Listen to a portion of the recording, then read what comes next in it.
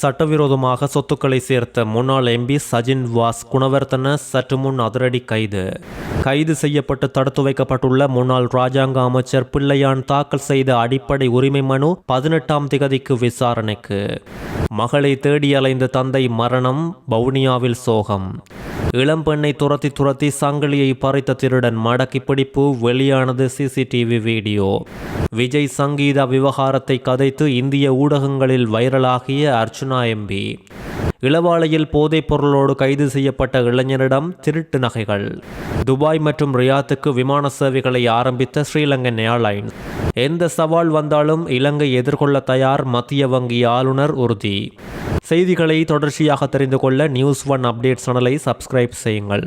முன்னாள் நாடாளுமன்ற உறுப்பினர் சஜின் வாஸ் குணவர்த்தன இன்று சட்டவிரோத சொத்துக்களை சேர்த்த குற்றச்சாட்டின் அடிப்படையில் ஊழல் ஒழிப்பு ஆணைக்குழுவின் அதிகாரிகளால் கைது செய்யப்பட்டுள்ளார். சட்டவிரோத சொத்துக்கள் ஈட்டியது குறித்து விசாரணைக்காக வாக்குமூலம் ஒன்றை வழங்குவதற்காக இன்று முற்பகல் அவர் கையூட்டல் ஆணைக்குழுவுக்கு வருகை தந்த நேரம் விசாரணைகளை முன்னெடுத்த அதிகாரிகள் அவரை அதிரடியாக கைது செய்துள்ளனர். 244 மில்லியன் ரூபாய் பெறுமதியான சொத்துக்களை சட்டவிரோதமான முறையில் ஈட்டியதாக சஜின் வாஸ் குணவர்த்தன மீது குற்றம் சுமத்தப்பட்டுள்ளதும் குறிப்பிட வேண்டியது. முன்னாள் ராஜாங்க அமைச்சர் பிள்ளையான் கைது செய்யப்பட்டு தடுத்து வைக்கப்பட்டுள்ள நிலையில் இவர் தாக்கல் செய்த அடிப்படை உரிமை மனுவை மார்ச் 18ஆம் திகதிக்கு விசாரணைக்கு எடுத்துக்கொள்ள உயர்நீதிமன்றம் உத்தரவிட்டுள்ளது. தன்னை பயங்கரவாத தடை சட்டத்தின் கீழ் குற்றப்புலனாய்வு திணைக்களம் போதுமான காரணங்கள் இல்லாது கைது செய்து தடுத்து வைத்துள்ளதாக தெரிவித்து குறித்த மனுவை அவர் தாக்கல் செய்துள்ளதோடு இன்று மனு விசாரணைக்கு உயர்நீதிமன்றில் பரிசீலனைக்கு எடுத்துக் கொள்ளப்பட்டது. முன்வைக்கப்பட்ட விடயங்களை ஆராய்ந்த மூவர் கொண்ட நீதியரசர்கள் குழு மனுவை விசாரணைக்காக எதிர்வரும் 13 மற்றும் 18ஆம் திகதிகளில் மீண்டும் அழைக்குமாறு உத்தரவிட்டுள்ளது. இந்த மனுவில் குற்றப்புலனாய்வு திணைக்களத்தின் பணிப்பாளர், பொலிஸ்மா அதிபர், சட்டமா அதிபர் ஆகியோர் பிரதிவாதிகளாக குறிப்பிடப்பட்டுள்ளனர். எந்த தகுந்த காரணமும் இல்லாது பயங்கரவாத தடை சட்டத்தின் கீழ் தம்மை கைது செய்து தடுப்பு காவலில் வைத்துள்ளமை சட்டவிரோதமானது என பிள்ளையான் தனது மனுவில் குறிப்பிட்டுள்ளதோடு தனது அடிப்படை மனித உரிமைகள் இதன் மூலம் மீறப்பட்டுள்ளதாக தீர்ப்பளிக்குமாறும் முன்னாள் ராஜாங்க அமைச்சர் தெரிவித்துள்ளார். புத்தளம் வெண்ணப்பூவ பகுதியில் குறுக்கு வீதியொன்றில் யுவதியொருவரிடம் தங்க சங்கிலியை பறித்துக் கொண்டு தப்பியோட முயற்சித்த இளைஞர் ஒருவர் அந்த பகுதி இளைஞனால் துரத்தி மடக்கி பிடிக்கப்பட்டுள்ளார். சம்பவம் சனிக்கிழமை பதிவாகியுள்ளதோடு இது குறித்து பரபரப்பான சிசிடிவி காட்சிகளும் இப்பொழுது வெளியாகியுள்ளது. மோட்டார் சைக்கிளில் வீதியில் சென்ற யுவதியொருவரை மோட்டார் சைக்கிளில் பின்தொடர்ந்து வந்த ஒருவர் அந்த சங்கிலியை பறிக்க முயற்சித்துள்ளார். வீதியின் வளைவு ஒன்றில் வைத்து குறித்த பெண்ணை முந்திக் கொண்டு சென்று கையால் வழிமறித்து பெண்ணை வீழ்த்தியுள்ளதோடு பெண் நிலை தடுமாறி கீழே விழுந்ததை அடுத்து அவர் அணிந்திருந்த தங்க சங்கிலியை அறுத்து கொண்டு அங்கிருந்து தப்பி செல்ல அந்த நபர் முயற்சி செய்த போதும் அவர் வந்த மோட்டார் சைக்கிள் குறித்த நேரத்தில் இயங்கவில்லை. மோட்டார் சைக்கிளை உருட்டியபடி ஓட முயற்சித்த போது திருடன் வசமாக சிக்கியுள்ளார். சங்கிலி பறிப்பில் ஈடுபட்ட நபரை அங்கு வந்த இளைஞன் மடக்கி பிடித்ததோடு அக்கம் பக்கத்தினரும் அங்கு திரண்டுள்ளனர். பொதுமக்களால் தாக்கப்பட்ட குறித்த சந்தேக நபர் பின்னர் போலீசாரிடம் ஒப்படைக்கப்பட்டுள்ளார். காணாமல் ஆக்கப்பட்ட தனது மகளை வவுனியாவில் தேடி வந்த தந்தையொருவர் நேற்று மரணமடைந்துள்ளார். தமிழர் தாயக காணாமல் ஆக்கப்பட்ட உறவுகளின் சங்க தலைவி ஜெயவனிதாவின் கணவனான பெரியமடு நெடுங்கணி பகுதியை சேர்ந்த 66 வயதுடைய காசிப்பிள்ளையே இவ்வாறு மரணமடைந்துள்ளார். இவரது மகளான ஜெரோமி 2009 கடத்தப்பட்டு காணாமல் ஆக்கப்பட்டிருந்த நிலையில் ஜனாதிபதி தேர்தலின் போது முன்னாள் ஜனாதிபதி மைத்திரிபால சிறிசேனவின் தேர்தல் பிரச்சார துண்டு பிரசுரத்தில் தனது மகளின் புகைப்படம் ஜனாதிபதியோடு வந்திருந்ததாக தெரிவித்து காணாமல் போனோர் குறித்த விசாரணை ஆணைக்குழுவிலும் அது தொடர்பாக சாட்சியம் அளித்திருந்தனர். வவுனியாவில் அவரை தேடி கடந்த 3307 நாட்களாக முன்னெடுக்கப்பட்டு வரும் சுழற்சி முறை உணவு தவிர்ப்பு போராட்டத்திலும் அவர் கலந்து கொண்டு தனது மகளை கண்டுபிடித்து தருமாறு போராடியிருந்தார்.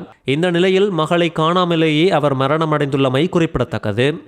விஜய் சங்கீதா விவகாரத்து குறித்து அர்ச்சுனா எம்பி வீடியோ வெளியிட்டுள்ள நிலையில் இந்திய ஊடகங்களில் அர்ச்சுனா எம்பி இப்பொழுது வைரலாகியுள்ளார். நடிகர் விஜயை திருமணம் செய்து கொண்டு அவருடன் 27 வருடங்கள் வாழ்ந்தவர். யாழ்ப்பாணத்தை பின்புலமாக கொண்ட லண்டன் வாழ் ஈழத்தமிழர் சங்கீதா.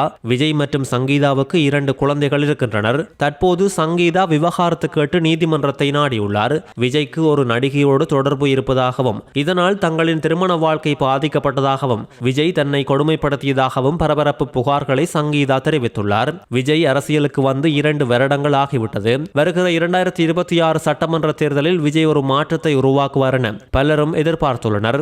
அரசியல் அரசியலுக்கு புதிதாக இறங்கிய விஜய்க்கு வாக்களிப்போம் என பலரும் கூறி வரும் நிலையில் சங்கீதா கூறிய குற்றச்சாட்டுக்கள் பரபரப்பை ஏற்படுத்தியுள்ளது. அத்தோடு விஜயின் மீது இருந்த நம்பிக்கையையும் இது குறைத்துள்ளது. சங்கீதா விவகாரத்தை கேட்டு நீதிமன்றத்தை நாடியமை குறித்து அர்ச்சுனா எம்பி ஒரு வீடியோ வெளியிட்டுள்ளதோடு அதில் அவர் சங்கீதாவை மிகவும் கடுமையாக விமர்சித்துள்ளார். ஒரு இலங்கை தமிழனாக உனது செயலை பார்த்து வெட்கப்படுகின்றேன் என்றும், இலங்கையில் உன் வீடு எங்கே இருக்கின்றது என சொல், நான் அங்கு வந்து உனக்கு மாலை அணிவித்து கோவில் கட்டுகின்றேன். அந்த மனுஷன் இப்போதுதான் அரசியலில் வந்து கொண்டிருக்கின்றார். அதில் அவர் வெற்றி பெறும் நேரத்தில் நீ இப்படி செய்து விட்டாய். அவர் உன்னை அடித்தே இருந்தாலும் நீ அவர் பக்கம் நின்றிருக்க வேண்டும் என்றும் கோபமாக பேசியுள்ளார். இதே அர்ச்சுனா எம்பி தான் சில நாட்களுக்கு முன்னர் இலங்கை பாராளுமன்றத்தில் அனல் பறக்க பேசிய வீடியோ சமூக வலைதளங்களில் வைரலானது குறிப்பிடத்தக்கது என இந்திய ஊடகங்கள் செய்தி வெளியிட்டுள்ளது. போதைப் பொருளோடு யாழ்ப்பாணத்தில் கைது செய்யப்பட்ட நபரிடம் திருட்டு நகைகளோடு ஒரு தொகை பணமும் மீட்கப்பட்டுள்ளது. இளவாலை போலீஸ் பிரிவில் நேற்று இளைஞர் ஒருவர் 4 கிராம் 900 மில்லிகிராம் ஹெரோயின் போதைப் பொருளுடன் கைது செய்யப்பட்டுள்ளதோடு கைது செய்யப்பட்ட நபரை இளவாலை போலீஸ் நிலையத்தில் தடுத்து வைத்து போலீசார் மேற்கொண்ட விசாரணையில் கடந்த மாதம் 7ஆம் தேதி வீடொன்றில் 9.5 பவுன் தங்க நகைகள் மற்றும் 80,000 ரூபாய் பணம் களவாடப்பட்ட சம்பவத்தோடு தொடர்புடையவர் என்பதனையும் போலீசார் கண்டறிந்துள்ளனர். மேலதிக விசாரணைகளை முன்னெடுத்த போலீசார் திருடப்பட்ட நகைகளில் ஒரு தங்க மாலை, ஒரு தங்க மோதிரம், ஒரு சோடி தங்கத்தோடு 2 தங்க வளையல்கள், 2 தங்க பதக்கங்கள் என்பவற்றை மீட்டதோடு 8,200 ரூபாய் பணத்தினையும் மீட்டுள்ளதோடு திருடப்பட்ட தங்க மாலை ஒன்றினை நிதி நிறுவனம் ஒன்றில் அடகு வைத்து பணத்தினை பெற்றமைக்கான பற்றுச்சீட்டு ஒன்றினையும் போலீசார் மீட்டுள்ளனர்.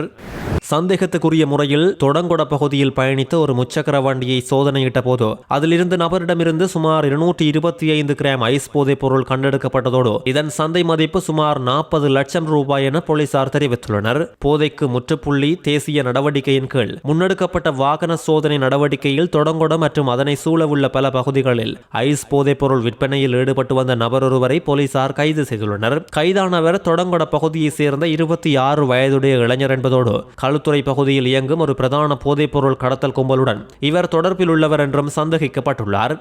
ஊழல் குற்றச்சாட்டுகளில் கொழும்பு மேல் நீதிமன்றத்தினால் வழங்கப்பட்ட சிறை தண்டனைக்கு எதிராக முன்னாள் அமைச்சர்களான மஹிந்தானந்த அழுத்கமகே மற்றும் நளின் பெர்னாண்டோ ஆகியோர் தாக்கல் செய்த மேன்முறையீட்டு மனுக்கள் மீதான விசாரணை இன்று உயர்நீதிமன்றத்தில் ஆரம்பமாகியுள்ளது. குறித்த மனுக்கள் மீதான விசாரணை நீதியரசர் பிரீத்தி பத்மசூரசேன தலைமையிலான 5 பேர் கொண்ட நீதியரசர்கள் குழாம் முன்னிலையில் நடைபெறுகின்றது.